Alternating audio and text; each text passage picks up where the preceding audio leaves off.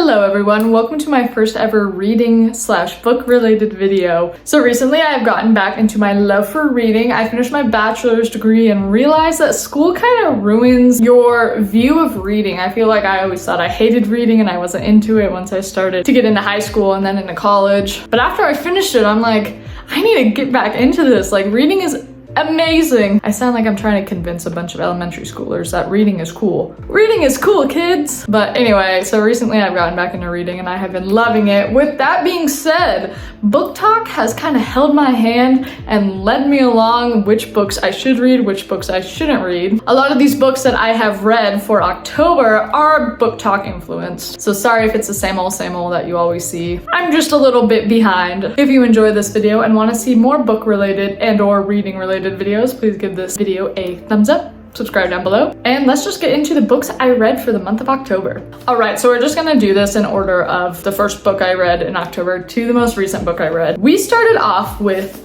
They Both Die at the End. They Both Die at the End is a book about these two boys who live in this society where there is a superior company who knows when people are gonna die. So they call you and give you 24 hours. So basically they'll give you a call, hey, you are gonna die in the next 24 hours. Prepare accordingly, you know, get together with your friends, your family, make any amendments you need to do, host a funeral, whatever you need to do, you have 24 hours. So anyway, they call these two boys, Mateo and Rufus, who are young, in their teens, haven't even lived life. They end up using this system that it's kind of like a dating app, but more for the people who are going to die. And they can meet with other people who are also going to die that day and make friends in case they are alone and they don't want to spend their last day by themselves. So Mateo and Rufus end up meeting with each other and lots happens. I was kind of shocked. Like, a lot of things are going down in this book, but it's about their relationship basically. This book was honestly heartbreaking, heart-shattering, heart-stomping. This was one of those books I felt like I couldn't put down because just based on the title, you know, deep inside I was like,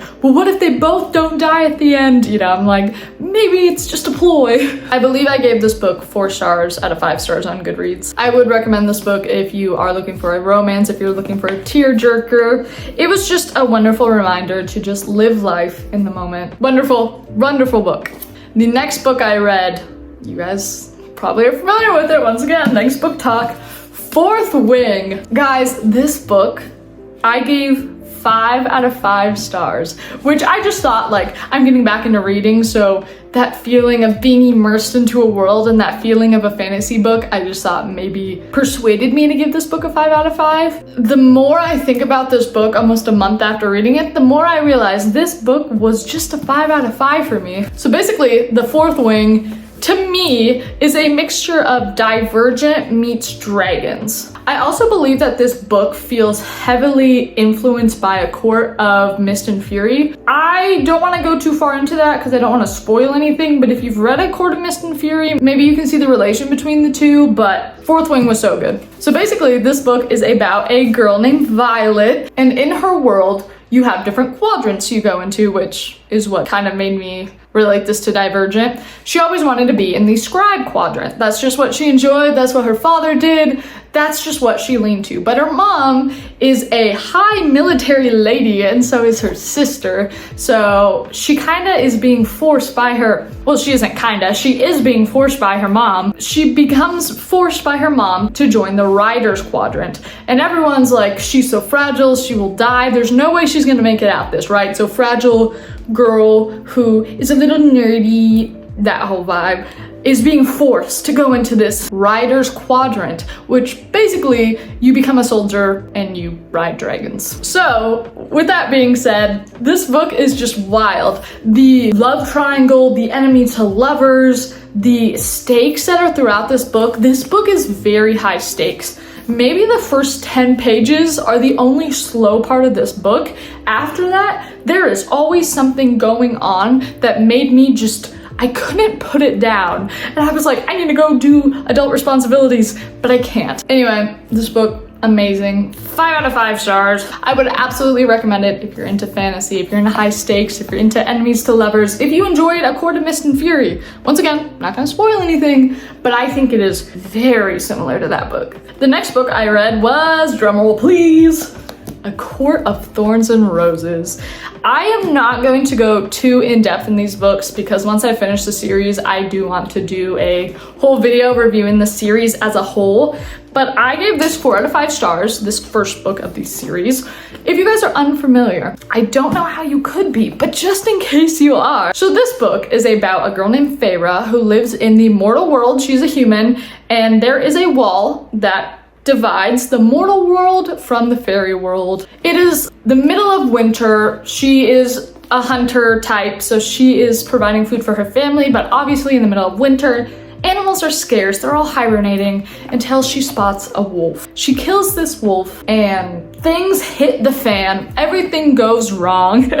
Little did she know that that was the one wolf she shouldn't have killed, and now she has to repay a debt, which kind of reminded me of Beauty and the Beast vibes. Like, you have to stay with me, which you'll find out as you read the book. It's kind of very Beauty and the Beast vibes. I don't say anything. Anyway, it becomes a romance. It becomes high stakes. It becomes once again, like the Fourth Wing, this fragile girl who doesn't really know anything and doesn't even know how to read or write and only knows how to hunt, has to save the entire world. I don't know why this trope is so popular, but it is. Anyways, I give this book a 4 out of 5 stars. I think, just for warning references, if you haven't read the series yet, the first half of this book, so roughly 200 pages of this book, very, very slow. But it's a start to a whole series, so there's a lot of world building, there's a lot of character explanation, there's a lot of getting to know our main character and her background. I just want to warn you because you'll be bored and not understand the hype for a good majority of this book. Then you get to when the stakes get high and crazy, and then you can't put the book down the rest of the series. So 4 out of 5 stars for A Court of Thorns and Roses. On to our next book. I made it kind of a mission since it's October to kind of read spooky books, kind of find books that had the theme of monsters or scary or things like that. So our next book is none other than Frankenstein. Look at this cover. You probably can't tell very well due to my camera,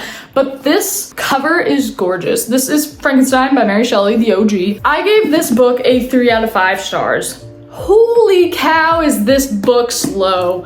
Obviously it was written in God knows when being 1818. 1800s. Whoever thought I'd be reading a book voluntarily from the 1800s? Not I.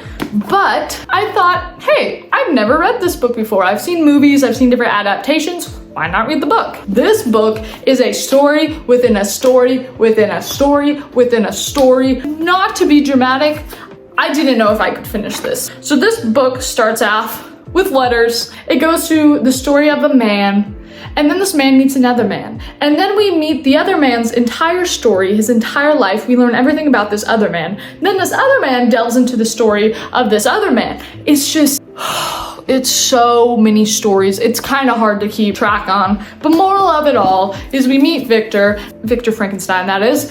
And we meet him and how he created Frankenstein, and I really enjoyed that. Spoiler, but this is a known story, so you should know by now. I really enjoyed how I didn't know that Frankenstein was very much a human and he had emotions, rather than in movies when I see him, he's and every time he dies, he's in a straw cottage and they burn the place down, right? We know that Frankenstein is scared of fire. In this, he was so very close to humans and he just wanted someone to be there for him and was talking so much about how humankind turned against him because he looked different. The ending kind of confused me a little bit because, spoiler, I'm gonna just say it. It's been out for centuries. I was shocked that we don't know if Frankenstein dies or not. He just kind of vanishes. Like, the book ends with him vanishing with the intent to, but we don't know. I gave this book a 3 out of 5 stars because it was slow and I thought I was gonna just cry the entire time. But the last 100 pages were wonderful, and plot twists from what I knew of Frankenstein. You could take out almost all this book and still be okay. Sorry, Mary. The next book I read, along with that kind of Halloween theme I was going for, was, once again, and if you're on Book Talk, you've probably seen this, The Final Girl Support Group. This book, I kind of love slashers and I kind of love the whole horror movie realm. I was really excited to read this. With that being said, I gave it a 3 out of 5 stars. I don't know, I just thought it was very boring, and I about 100 pages in guessed the ending, and who the killer was going to be. Because this whole book is about different final girls who survived Jason, Michael Myers, Freddy Krueger, basically girls who survived these different well-known slasher killers, and they all got together to create this support group to kind of find people who relate to them and help each other get over their traumas and to move forward with their lives. Until one of them gets killed. So then it's like, oh no, like someone is back to get all the final girls. I was very predictable, which is very common for slashers for me. So I don't know how this was for most people, but it was very predictable. But it's relatively small. It's only 320-ish pages, so almost all of it being boring wasn't really the vibe. If you're not one of those, like, I guess the ending's a lot type of person, maybe you could enjoy this. It's fun. It's a different story, but meh. The next book I read for the Halloween season was Crave. First off, this copy is stunning. This was a very big reason why I picked this book up, because I do judge books by their covers and their colors of their pages. This book almost made me physically like shudder half of the book. No reason that is good. This book is full of OMG, WTF, LOL. I snorted so hard. Very horrible things to my eyes while reading such as those. I just thought half the time that this was going to be the first book that I started and didn't finish. I'm a type of person who, if I start a book, I'm gonna finish the book. I might not finish the series, but I'm gonna finish the book. I almost didn't make it through all 600 pages of this very, very, very cringy book. So this book is about a girl whose parents die. She's in San Diego and she moves to her uncle's boarding school in Alaska. And this boarding school is full of supernatural beings and she's the only human there. With that being said, we don't actually find out that there are any supernatural until, once again, 300 pages in out of 500-ish pages. Obviously, we know they're supernatural because we've read the back that talks about vampires, but you don't get a confirmation until that far into the bookish. This book looks very much like Twilight, kind of the same vibes. I would very much compare the way this book made me feel to the way the first Twilight movie made me feel. Just for reference, the last like 200 to like 100 pages of this book had me flipping the page. That's what made me give this book a 3 out of 5 stars and not any lower. I thought this was gonna be my lowest rated book of like 2 out of 5 stars, but the last amount of pages were so good. And I wish, once again, like I said with Frankenstein, that half of this book was just cut out and discarded because it wasn't needed in the slightest. I heard that the second book and the rest of the series is like a night and day difference, and so I've really considered picking it up and checking it out. But let me know your guys' opinions if you've read it in the comments below, please, because the last bit of this book and the plot twist of our main character made me want to read more. I just am like, you could have cut out about 400 pages and we could have been okay. The last Halloween / supernatural October book that I read for the month is Shiver. Okay, this book I gave it 4 out of 5 stars. I read this book when I was young. They had it at my library. Too young probably to be reading this book. I remembered loving this book as a kid. And I was like, now that I'm older, you know, I'm gonna reread it to see if it's something I still love or if I was just a kid reading an adult book and, you know, that type of thing. I love this book. So basically, this book is about a girl who gets saved after she gets attacked by a pack of wolves in her backyard. She gets saved by one of the wolves in particular who has very prominent eyes that she always remembers. One day, this wolf ends up on her back porch after getting shot by hunters in the form of a human. So this is a werewolf romance book. The first maybe 50 pages of the book were very slow, but the rest of it was another high stakes. There's always something going on. I'm flipping the page. I want to know what's happening. Like, I'm on the lookout for the rest of the series. This is a 4-book series and it's all published. I believe that Maggie Stiefvater, who wrote this book, has done a few books that are popular on TikTok right now. Recently, I could be lying. I might put up a picture if I find which one I'm talking about. But I really enjoyed this book. I don't know, I'm just kind of a supernatural romance sucker. It's a problem. That's why I really wanted to like Crave. If you're into werewolves, supernatural romance, plot twists, this might be a book for you.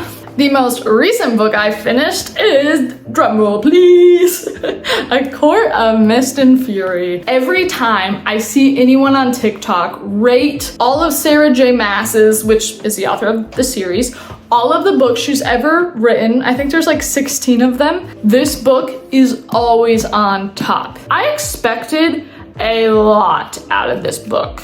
I almost gave this book 4 out of 5 stars. For a book that is well known to be 6 out of 5 stars, I almost gave this book 4 out of 5 stars. So basically, this is obviously gonna be spoilers explaining what this book is about in my most non-spoiler way, if you haven't read the first one, so be warned. This book starts off with our dear Feyre, who is recovering from all the horrible things that happened in book 1 to her. She is currently in the process of getting ready to get married. A pretty boy comes and saves the day on the day of her wedding. Is it Raisin or Ryzen? I'm getting a lot of mixed when people say his name. It's spelt Ryzen to me, so I'm gonna go with Ryzen. This book is basically just exploring Feyre and Ryzen's relationship. And the whole plot of this book is, once again, we gotta save the world. Something big and bad is about to hit, and they are headed straight for the mortal realm. So this book, while they're building Feyre and Ryzen's relationship, is also trying to save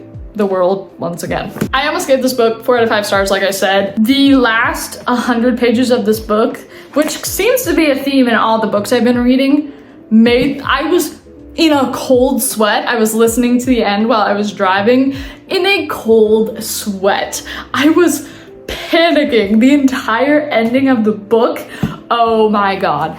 Basically, if you guys, kind of spoiler, maybe kind of, if you guys read the book, once they set foot in Hybern and on, sweating. I was sweating. I was literally sweating. Yeah, that whole end thing made this book a 5 out of 5 stars. I was like, that's what I'm looking for. I want to always be in a constant state of panic. She slayed. I'm making this video on the 25th of October, so the month isn't done yet. So I have 2 more books that I'm planning on finishing by the end of the month, but just in case I didn't want to include them in this video, but I do want to show you guys what they are. As you saw from my Frankenstein book, I love this print that I've been seeing at Barnes & Nobles of these classics. I picked up Dracula. I was on the hunt for this edition of this book, but I just could not find it. I don't know if everyone else was buying it or what was going on, but I finally found it, sadly, very close to the end of the month, but I wanted to include it in my spooky reads of the month. But yeah, she's kind of thick. I think it was published like late 1800s, closer to 1900s, if not early 1900s. So I'm hoping it's a little faster pace than Frankenstein. If not, just more world building rather than Frankenstein's. I'm gonna go back into my entire life story that doesn't matter for you, but yeah, she's a beaut. So that's one book I'm planning on hopefully finishing for October. And then my actual current read, I have a bookmark in it, is, drumroll please, A Court of Wings and Ruins. Here's my bookmark. Guys, this so far, let's see. I am 15 chapters in, about 150 pages into the 700 pages. And this so far is my favorite A Court of Thorns and Roses book. I am obsessed with this. This kind of gives the vibe of the last 100 pages of A Court in Mist and Fury. And I've loved it. I've loved it so much. So, with that much to go and Dracula, I don't know if I'll finish them both by the end of the month, but a girl can dream. After I finish the whole series of A Court of Thorns and Roses, as well as any other series you guys want me to read, I would love to do a whole I read this series so you don't have to type of video. So yeah, if you have any series or any books that you would love to recommend, please do. I am open. Like I said, I'm kind of new into this reading world. I'm late to the party, so I'm trying to catch up. So if you have anything that you would recommend, please recommend them. If you guys enjoyed this video, please give it a thumbs up, subscribe down below. I will hopefully see you guys in my November books I read video. Anyway, you guys, as always, thanks so much for watching. I will see you guys next time. Bye, guys.